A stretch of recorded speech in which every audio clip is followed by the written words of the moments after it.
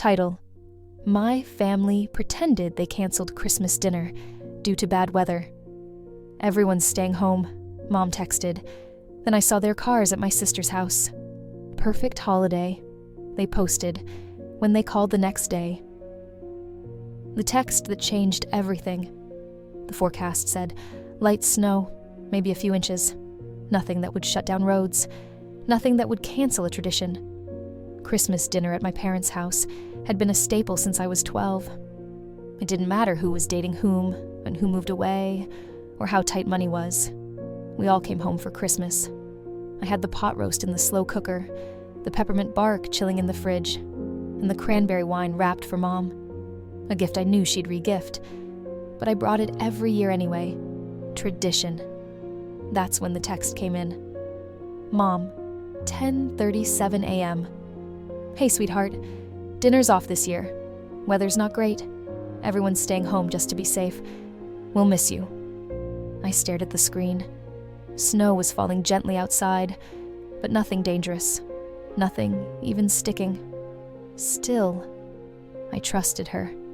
I sighed, turned off the slow cooker, repackaged the bark, and figured we'd all try again next year. I spent Christmas Eve alone, lit a candle, watched It's a Wonderful Life, fell asleep on the couch with the dog. The next morning, I scrolled Instagram like I always did while waiting for my coffee to brew. That's when I saw it. My sister's story. The caption was festive. The filter, glowing. The photo, my parents, my aunt, my cousins, all of them, in front of the fireplace at her house, grinning in matching pajamas. And above it, in bold letters, Perfect Holiday. So grateful to be together. I clicked back through the story, heart pounding, gift opening, dinner prep, laughter, and then tucked in the background of one video, my mom, holding the cranberry wine I had wrapped. "Thanks, Claire," she called out. Everyone laughed. I wasn't there, but my gift was. My hands shook as I set the phone down. It wasn't the dinner. It was the lie. Everyone's staying home, except me. They had planned it, agreed on it, smiled through it, and no one said a word. When the phone rang the next day, I didn't answer. It went to voicemail. My mom's voice was chipper, cheerful, just checking in. "Hope you had a cozy little Christmas. Let's catch up soon." Cozy. It was silent, and that silence was now the foundation of something new. Not anger, strategy. They thought I'd shrug it off, but they didn't cancel Christmas. They canceled me, and now I was going to make sure they remembered it.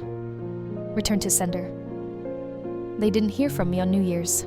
No call, no message, no RSVP for our traditional January brunch at Aunt Lila's. Instead, I sent a quiet message in the form of a box. Inside, the cranberry wine bottle, empty, a charred piece of peppermint bark, a single sprig of holly, dry and cracked. No note. Just a return address. Mine. They got it on a Wednesday. By Thursday, my sister texted, "Claire, was that supposed to be funny or something?" I left her on read. I didn't ghost them. I didn't block anyone.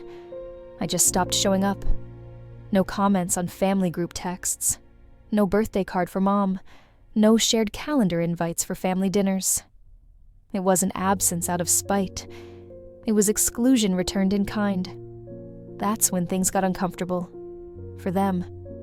Cousin Jen reached out. "Hey, your mom said you were busy lately. Everything okay?" I kept it short. "Everything's great.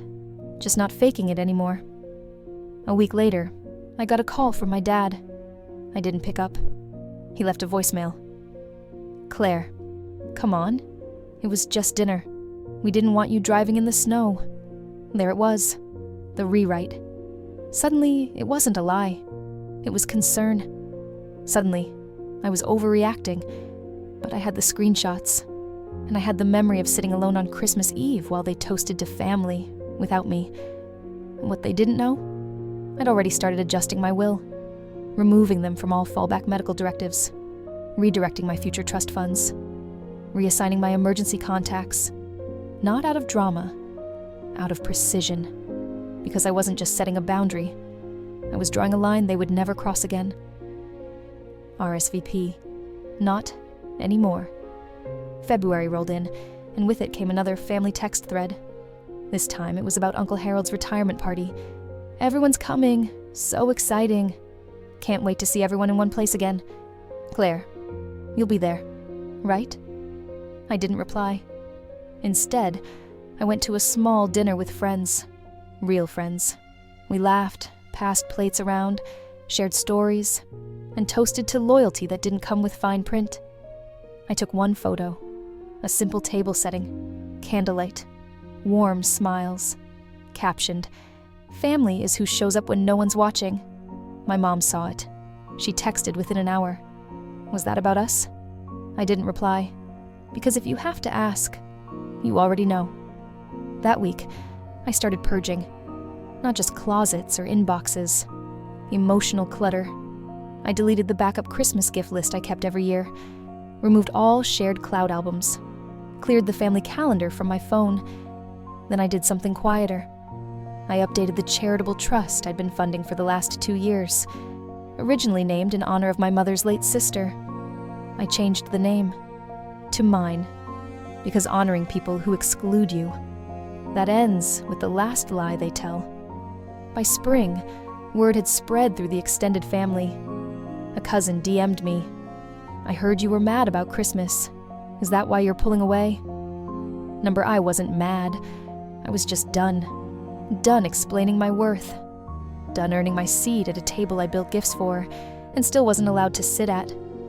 They had made it clear. Claire doesn't matter, unless she's convenient. So I decided to become inaccessible. They weren't losing a daughter or a sister. They were losing access to my attention, my effort, my warmth. And that, they would miss more than they ever imagined. When the glue is gone. Easter came and went. Normally, I brought the ham, set the table, took the family photo no one else thought to take. This year, no call, no invite, no apology. But I did see the photo, posted by my cousin Jill. The whole family around my sister's table. Again. No matching outfits this time, no caption.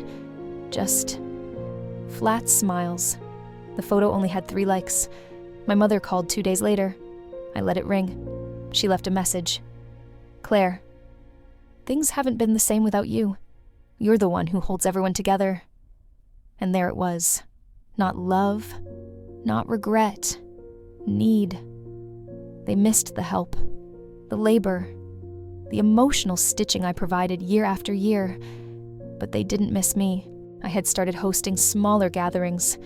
Just friends, colleagues, a few neighbors, who had slowly become more like family than the people who shared my blood.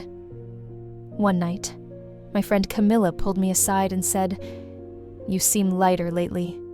Happier."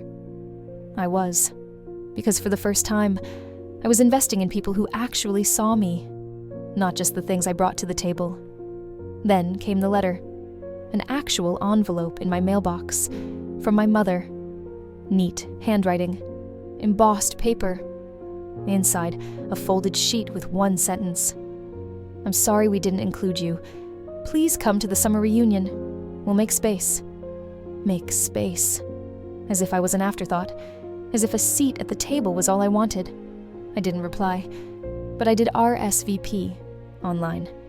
I clicked not attending, then changed my profile photo on the family app to a new one. Me, on a weekend trip. Glass of wine in hand. Sunset behind me. Happy. Unbothered. Absent. And that said more than any letter ever could. Erased without a scene. I used to think I owed them something. My time. My grace. A second chance. But second chances are for misunderstandings. This wasn't a misunderstanding. This was a decision. They didn't forget to invite me. They just decided I didn't matter enough to include. So I made a decision of my own.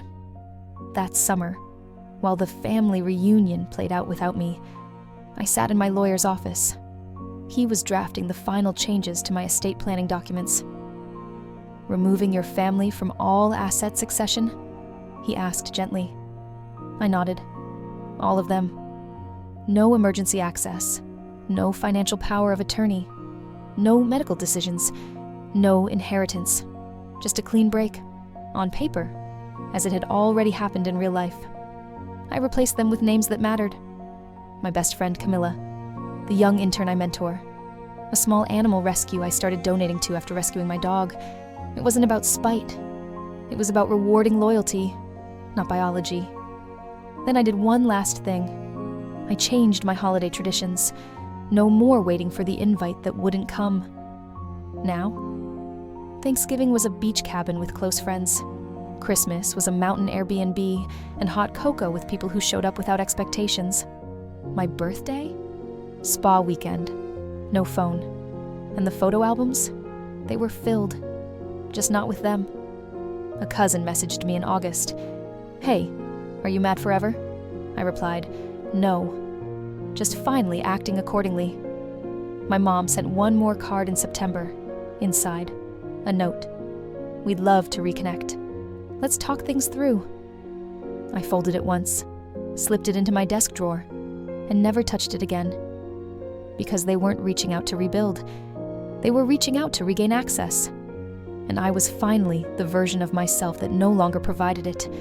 They kept the chairs, but I took the table. Christmas came again. This time, I didn't check my phone for last-minute cancellations. I didn't wait for a group text, or pretend not to feel that quiet ache. I'd already filled the space they left behind with something better. People who meant it when they said, your family. I spent the evening at my home, twinkling lights on the porch, a homemade playlist playing softly in the background, wine poured into mismatched glasses, laughter spilling into the kitchen like music. Not a single person there shared my blood, but they showed up, and that was enough. Later that night, I got a message from my sister, a blurry photo of my parents, her kids, and a full dinner table. We missed you this year. Hope you're doing well. I stared at the screen for a moment, then turned my phone face down and joined my guests on the patio. They missed me. They missed what I gave them. The emotional labor, the holiday structure, the one who cleaned up the mess, literally and figuratively. But that version of me, she didn't exist anymore. I wasn't angry. Not anymore. Because the moment they excluded me from that fireplace photo, they made something clear. I was never part of the family picture. I was the one behind the camera. And I'd spent enough years capturing memories for people who never truly saw me. Now, I was in the frame, centered, smiling, home. Let them keep their traditions. Let them post their carefully cropped moments. Because the seat they once refused to save for me, I rebuilt the whole table somewhere else. And the ones gathered around it, they'll never lie to me about the weather. You are not alone. And you are so much stronger than you think. Tap that subscribe button to join Twisted Justice, where we share tales that heal, inspire, and remind you that even the deepest heartbreak can lead to the most beautiful new beginning. Share this with someone who needs a reminder that revenge isn't always about getting even. Sometimes, it's just about getting better.